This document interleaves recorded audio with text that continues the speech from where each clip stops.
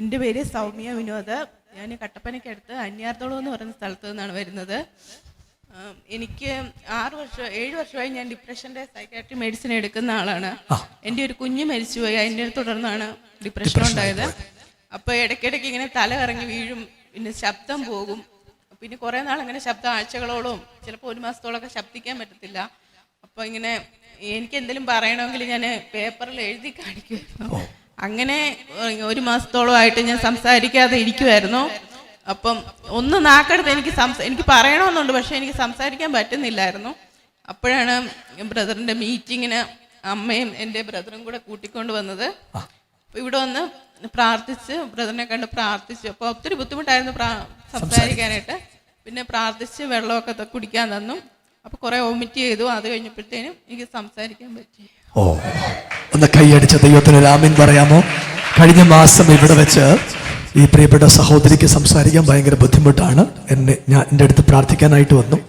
അദ്ദേഹത്തിന് സംസാരിക്കണമെന്നൊക്കെ ഉണ്ട്, പക്ഷേ ശബ്ദം വെളി വരത്തില്ല, നാക്കെടുത്ത് സംസാരിക്കാൻ പറ്റില്ല. ഡിപ്രഷൻ്റെ അങ്ങേ അറ്റത്തെ സ്റ്റേജിൽ നിൽക്കുകയാണ്.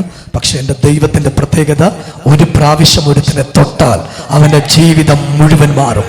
ദൈവത്തിൻ്റെ കൃപയാൽ അന്ന് മുതൽ ഇന്ന് വരെ ഒരു കുഴപ്പമില്ല. ഇപ്പൊ ഉറങ്ങുകയൊക്കെ ചെയ്യുന്നുണ്ട്, ഉറക്കമൊക്കെ ഉണ്ട്, ഒരു പ്രശ്നമില്ല. അത് തന്നെയല്ല, ഡെയിലി ഞാൻ ഞങ്ങളുടെ വീട്ടിലെ എൻ്റെ വല്യമ്മ എന്ന് പറയുന്ന ഈ ആരാധനയും പൂജയൊക്കെ ഉള്ള അമ്പലങ്ങളൊക്കെ ചുറ്റും. അപ്പം ഞങ്ങൾ അവിടെയാണ് താമസിക്കുന്നത് ഇപ്പം. അപ്പൊ എന്ന് ഞാൻ ഡെയിലി പാമ്പിനെ കാണും. ഒന്നാ പാമ്പെന്ന് പറഞ്ഞാൽ എനിക്ക് ഭയങ്കര പേടി. ഇതിനെ കാണുമ്പോഴത്തേനും പിന്നെ ഞാൻ തല ഇറങ്ങി വീഴും. ഒരു പ്രാവശ്യം പാമ്പിന്റെ മേത്ത് വീണു, ബാത്റൂമിലോട്ട് കയറിയപ്പോൾ അങ്ങനെ തല ഇറങ്ങി വീണു. അങ്ങനെ ശബ്ദം പോയായിരുന്നു. അങ്ങനെ ഇരിക്കും. അപ്പൊ ഡെയിലി ഞാൻ അപ്പൊ വീട്ടിലാരും കാണത്തില്ല, ഞാൻ മാത്രമേ ഈ പാമ്പിനെ കാണത്തുള്ളൂ. അപ്പൊ എല്ലാവരും, ഹസ്ബൻഡും ആണെങ്കിലും പിള്ളേരാണെങ്കിലും എല്ലാവരും ചോദിക്കും, നീ അമ്മ മാത്രമേ കാണത്തുള്ളൂ, അല്ലെ നീ മാത്രമേ കാണത്തുള്ളൂ, ഞങ്ങളാരും കാണുന്നില്ലല്ലോ എന്ന് പറയും. ഞാൻ പറഞ്ഞു ഇവര് വിശ്വസിക്കത്തില്ല, എന്റെ തോന്നലാന്നും പറഞ്ഞിരിക്കും. പിന്നെ ഒരു ദിവസം പാമ്പ് കയറിപ്പോ വീട്ടിൽ ഇല്ല, ഞാനും കൊച്ചുകൊള്ളായിരുന്നു. പിന്നെ അച്ഛനെ വിളിച്ചു വരുത്തി. അച്ഛൻ വന്നു, ഭയങ്കര ഒരു വലിയ പാമ്പായിരുന്നു, അതിനെ അടിച്ചു കൊന്നു. അത് കഴിഞ്ഞ് ബ്രദറിന്റെ ആരാധനയ്ക്ക് ഞാൻ വന്നു, പത്തനംതിട്ടയിൽ വന്നു. വന്ന ശേഷം പിന്നെ ഇന്നുവരെ പാമ്പിനെ കണ്ടിട്ടില്ല.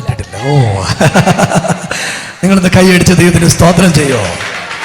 നമ്മുടെ കർത്താവ് ഇന്ന് രാവിലെയും അത്ഭുതങ്ങളുടെ ദൈവമാണ്. നമ്മുടെ ദൈവത്തെ പോലെ ഒരു നല്ല കർത്താവ് വേറെ ഇല്ല.